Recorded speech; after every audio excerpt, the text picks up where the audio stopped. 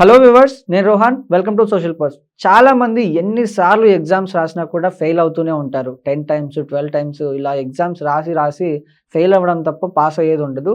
దానికి గల main reason ఏంటి? అలా ఫెయిల్ అవ్వకుండా పాస్ అవ్వాలంటే దానికి మనం ఎలా ప్రిపేర్ అవ్వాలి, మనల్ని మనం ఎలా మోటివేట్ చేసుకోవాలనే పూర్తి డీటెయిల్స్ని వీడియోలో తెలుసుకునే ప్రయత్నం చేద్దాం. ఈరోజు మనతో పాటు జియోగ్రఫీ ఫ్యాకల్టీ సుధాకర్ గారు ఉన్నారు. సార్కి వెల్కమ్ చేద్దాం. హలో సుధాకర్ గారు. హలో అండి. సో రిపీటెడ్ ఫెయిల్యూర్స్ వస్తూ ఉంటాయి. ఎన్ని జాబులకి రాసినా అప్లై చేసినా సెలెక్ట్ అవ్వరు, డిసప్పాయింట్ అవుతుంటారు.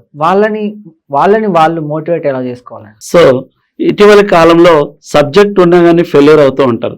మరి ఇలాంటి వాళ్ళ కోసం మోటివేషన్ అనేది మోస్ట్లీ ఇంపార్టెంట్. ఈరోజు మనం సోషల్ మీడియాలో చూస్తున్నాం చాలా మంది మోటివేషన్ క్లాసులు. ఇప్పుడు మేము క్లాసెస్ చెప్పేటప్పుడు సబ్జెక్ట్తో పాటు మోటివేషన్ కూడా చేయాల్సి ఉంటుంది. మరి మోటివేషన్ చెప్పినటువంటి వాళ్ళ పరిస్థితి ఏంటంటే ఏం లేదండి, మీ పేరెంట్స్నే మీరు ఇన్స్పైర్గా తీసుకోండి. మీ తండ్రి ఏ విధంగా కష్టపడుతున్నాడు, మా నాన్న ఏ విధంగా కష్టపడుతున్నాడు, మా అమ్మ ఏ విధంగా కష్టపడుతుంది అనేది వాళ్ళని ఇన్స్పైర్గా తీసుకోండి. వాళ్ళే మీకు పెద్ద మోటివేషన్ అవుతున్నారు.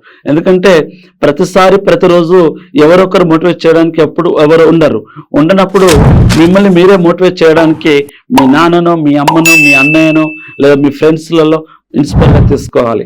లేదా ఎవరైనా ఉద్యోగం సాధించిన వాళ్ళని తీసుకోవాలి. మరి వీళ్ళెవరు అవైలబుల్గా లేనప్పుడు ఎలా చేయాలి అంటే సక్సెస్ఫుల్ స్టోరీస్ చదవాలి. ఒక ఏపీజే అబ్దుల్ కలాం ఏ విధంగా సక్సెస్ అయ్యాడు. ఒకప్పుడు అతను పేపర్ బాయ్గా పనిచేస్తున్నటువంటి వ్యక్తి మన ప్రెసిడెంట్గా అయ్యి మిస్సైల్ మ్యాన్ ఆఫ్ ఇండియాగా నిలిచిపోయాడు చరిత్రలో. సో అలాంటి ఇన్స్పిరేషన్ స్టోరీ. అలాగే మన ప్రధానమంత్రి నరేంద్ర మోడీ గారు ఒకప్పుడు ఛాయ్ అమ్ముతూ టీ అమ్ముతూ ఉన్నటువంటి ఒక బాలుడు ఈరోజు భారతదేశానికి ప్రధానమంత్రి అయ్యాడు. ఇలాంటి సక్సెస్ఫుల్ స్టోరీస్ తీసుకున్నట్లయితే ఖచ్చితంగా మీకు మోటివేషన్ అవుతారు. ఎందుకంటే వాళ్ళు ఆ విధంగా సక్సెస్ఫుల్ అయ్యారు. చాలా మంది ఒక అభ్యర్థి ఒక ఎగ్జామ్ రాసి ఫెయిల్యూర్ అవ్వగానే ఇక నాకు ఉద్యోగం రాదు అని డిసప్పాయింట్ అయిపోతారు. సో అలా కాకుండా థామస్ ఆల్వా ఎడిసన్ చూసుకోండి. ఎలక్ట్రిక్ బల్బు కనుగొనడంలో థామస్ ఆల్వా ఎడిసన్ 999 సార్లు ఫెయిల్యూర్ అయ్యాడు.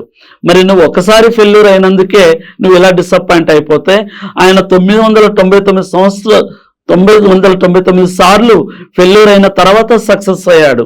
మరి నువ్వు ఒకసారి ఫెయిల్యూర్కే డీలా పడిపోతే ఎలా? సో రాయండి, మోటివేషన్ కండి. మోటివేషన్ ఎవరు స్పీకర్లు లేకపోతే యూట్యూబ్ ఛానల్, ఇన్స్టాగ్రామ్లో మోటివేషన్ చాలా మంది ఇస్తున్నారు. అలా ఎవరు లేనప్పుడు మీ తండ్రి ఏ విధంగా కష్టపడ్డాడు, మీ అమ్మ ఏ విధంగా కష్టపడ్డది, వాళ్ళని ఇన్స్పైర్గా తీసుకోండి. వాళ్ళని మీకు మోటివేషన్గా తీసుకోండి. చాలా మంది ఈరోజు మా ఫేవరెట్ హీరో చిరంజీవి, మా ఫేవరెట్ హీరో బాలకృష్ణ, మా ఫేవరెట్ హీరో నాగార్జున అని అంటున్నారు. కానీ మీ ఫేవరెట్ హీరో మా డాడీ అని ఆ విధంగా ఆయన ఇన్స్పిరేషన్ తీసుకొని మీకు మోటివేషన్ అండి. మనకే మోటివేషన్ కావాలి. ప్రతిసారి మోటివేషన్ చేయడానికి ఎవరొకరు లేకపోవచ్చు. సో ఏ విధంగా కష్టపడ్డారు, ఒక వ్యక్తి ఏ విధంగా కష్టపడి పైకి ఈ విధంగా వచ్చాడని మిమ్మల్ని మీరు మోటివేషన్ అయితే ఈ విధంగా మనం సక్సెస్ఫుల్ రావచ్చు. అలాగే కొన్ని కొటేషన్ చూడండి. సముద్ర అలలో ఎన్నిసార్లు వెనుకకు పోయినా కెరటాల పైకి ఎగిసినప్పుడు నువ్వెందుకు డీలా పడిపోతావు అని అంటూ ఉంటారు. అలాగే చాలా మంది ప్రయాణం చేయు, ఎలా నీకు కుదిరితే పరిగెత్తు, లేదా నడుచుకుంటూ వెళ్ళు, లేదా అది కూడా చేత కాకపోతే పాటలాడుతూ వెళ్ళు, కానీ ఒకే దగ్గర నిల్చుకు అని అంటూ ఉంటారు. ఇలాంటి కొటేషన్స్ లాంటివి ఫాలో అవ్వండి, సక్సెస్ఫుల్ అవుతారని చెప్పుకోవచ్చు. 2026 ఆస్పిరెంట్స్ ఎవరైతే ఉన్నారో వాళ్ళకి మీరిచ్చే బెస్ట్ అడ్వైజ్ ఏంటంటే?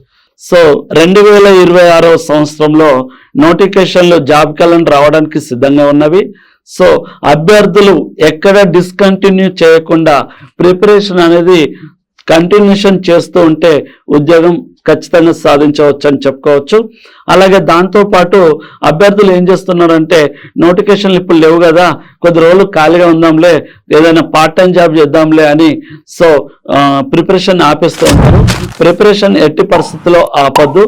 సార్ ఒకవేళ ఫైనాన్షియల్ ఇబ్బందులు ఉంటే ఎలా అంటే, ఫైనాన్షియల్ ఇబ్బందులు ఉన్న వాళ్ళు జొమాటో కానీ లేదా ర్యాపిడో లాంటి పార్ట్ టైం జాబులు చేయకుండా ఎలాంటి పార్ట్ టైం జాబ్ చేయాలి?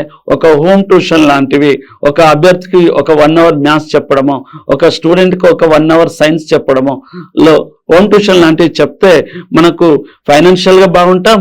అలాగే ఆ వ్యక్తికి మనం చెప్పడం వల్ల 90% గుర్తుంచుకోవడానికి ఎక్కువ అవకాశం ఉంది. సో ఆర్థిక ఇబ్బందులు ఉన్న వాళ్ళు మాత్రమే ఇలా ఎంచుకోండి. ఆర్థిక ఇబ్బందులు లేనటువంటి వాళ్ళు ఖచ్చితంగా ప్రిపరేషన్ కంటిన్యూషన్ ఉన్నట్లయితే 2026 సంవత్సరంలో ఖచ్చితంగా ఉద్యోగం సాధించడానికి అవకాశం ఉందిగా చెప్పుకోవచ్చు. రైట్ సుధాకర్ గారు, థ్యాంక్ యూ అండి, thank you so much. Thank you అండి.